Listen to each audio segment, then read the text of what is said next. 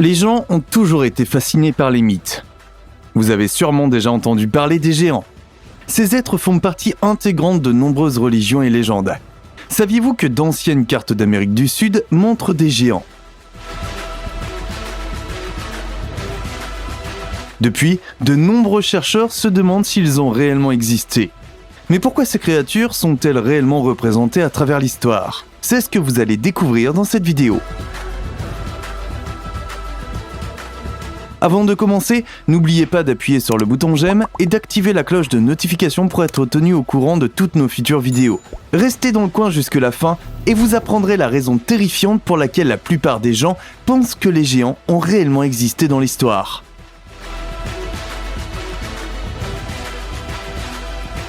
Les géants dans la mythologie. Avant de commencer à parler des géants d'Amérique du Sud, revoyons brièvement la mythologie grecque, dans laquelle ces créatures jouent un rôle important. Les géants sont les enfants de la Terre, Gaïa, qui sont nés du sang qui s'est écoulé de la blessure de leur mari Ouranos lorsque celui-ci a été mutilé par Cronos. Bien que d'origine divine, ils sont mortels, ou du moins peuvent être tués. On raconte que certains géants, Alkyonéa et Porphyrion par exemple, étaient immortels tant qu'ils se trouvaient sur la Terre où ils étaient nés. La légende des géants est dominée par le récit de leurs combats contre les dieux et de leurs défaites. Ils sont nés de la Terre, et celle-ci les a engendrés pour venger les titans que Zeus avait emprisonnés dans le Tartare. Ce sont des êtres gigantesques à la force invincible et à l'apparence redoutable. Les géants ont des cheveux épais, une barbe hirsute, et leurs jambes sont comme des corps de serpents. Le lieu de leur naissance est la péninsule de Palène en Thrace, à Phlégrée.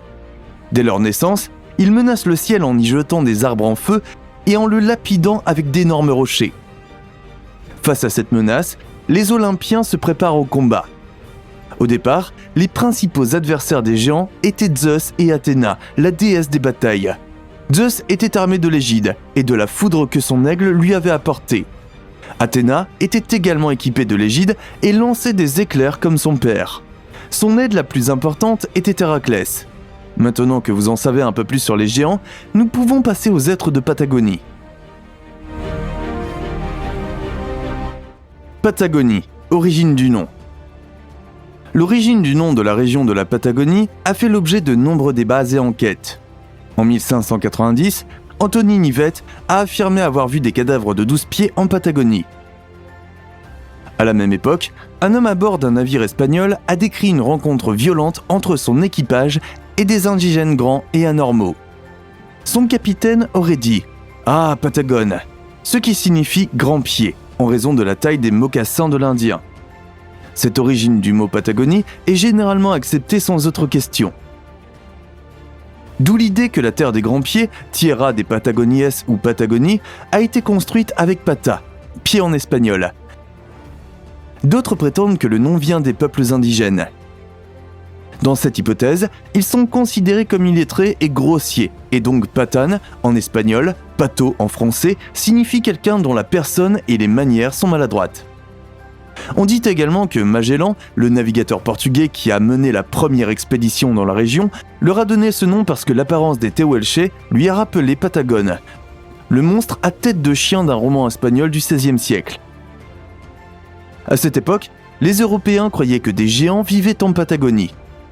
Les cartes marines du Nouveau Monde ajoutaient parfois la légende Regio Gigantum, région des géants en latin, pour désigner cette région. Mais est-ce vrai ? Y avait-il vraiment des géants ? Nous le verrons bientôt. Les géants de Patagonie.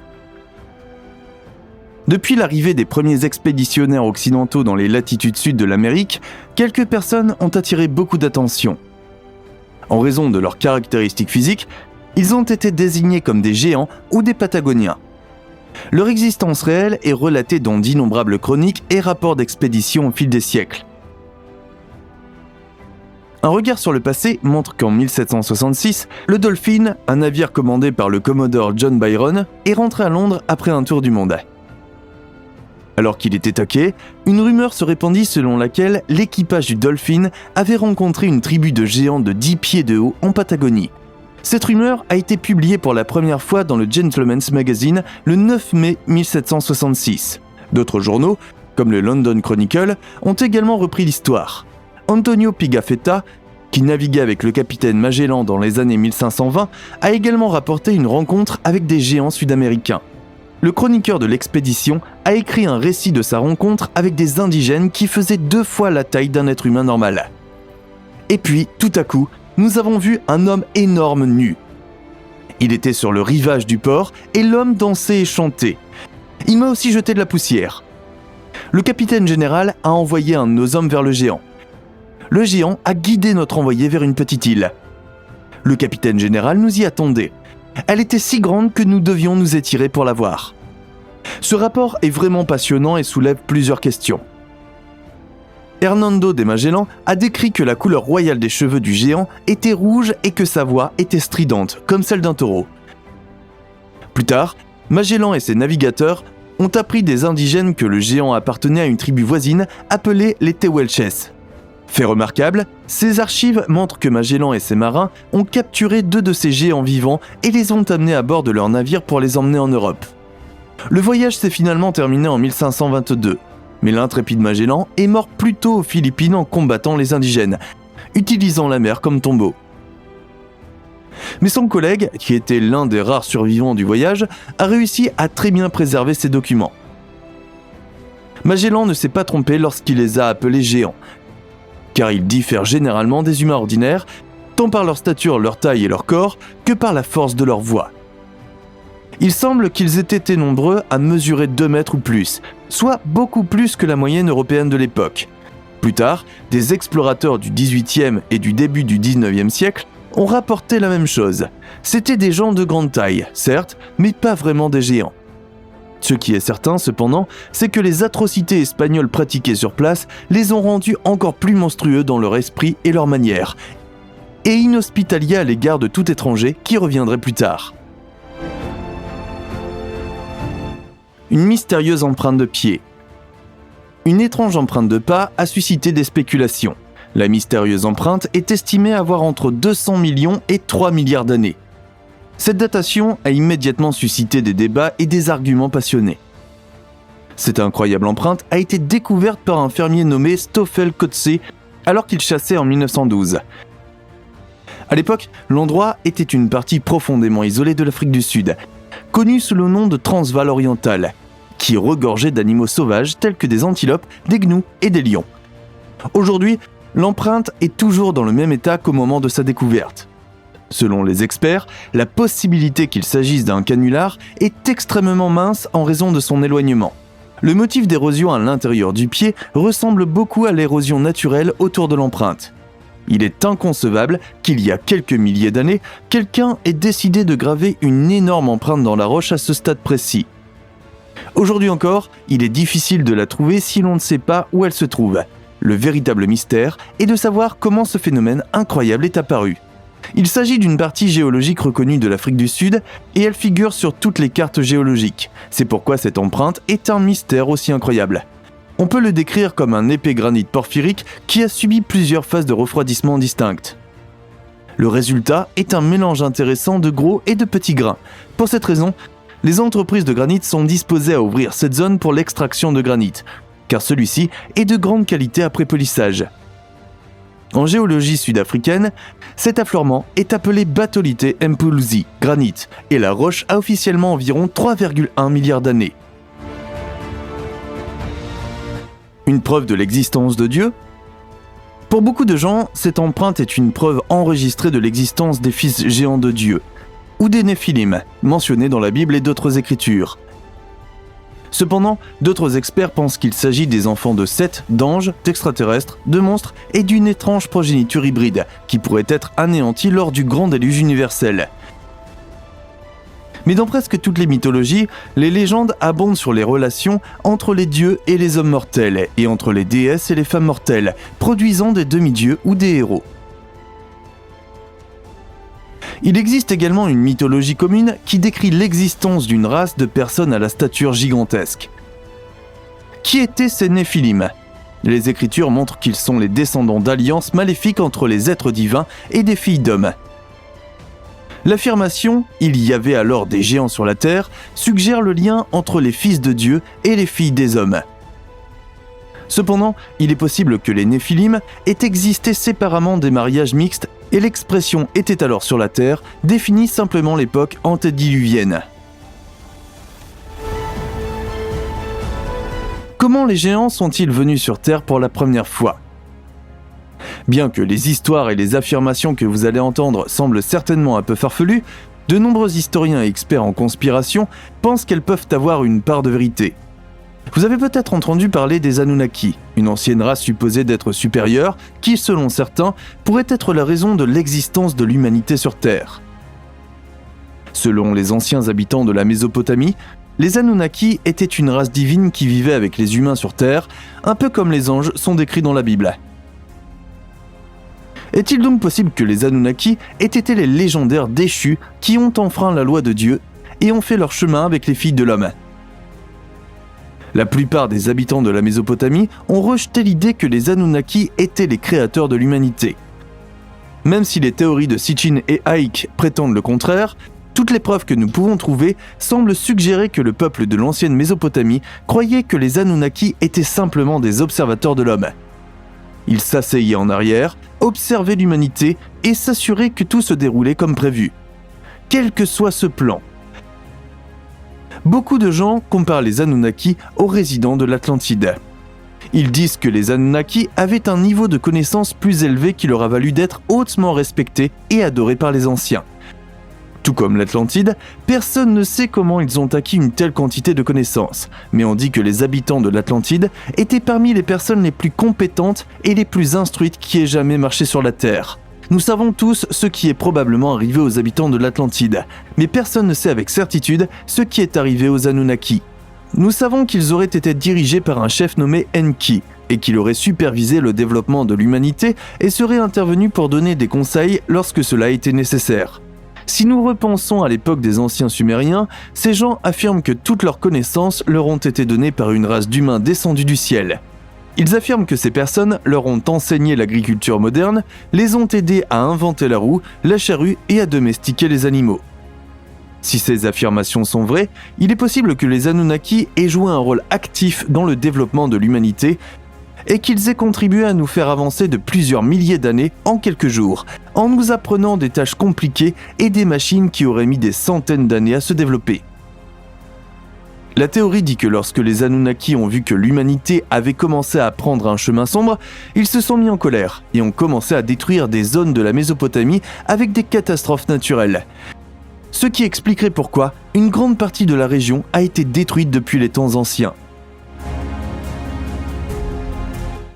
Le but des Anunnaki. Tout cela peut sembler incroyable, mais quel était le but global de la visite des Anunnaki à l'humanité ? Pour autant que nous le sachions, ils ont essentiellement veillé sur l'humanité pour notre propre bien. Nous ne savons pas ce qu'ils avaient à gagner de l'humanité, le cas échéant. Toutes les histoires et théories semblent suggérer que les Anunnaki veillaient sur l'humanité par bonté d'âme. Ils voulaient s'assurer que l'humanité avait une chance décente de survie.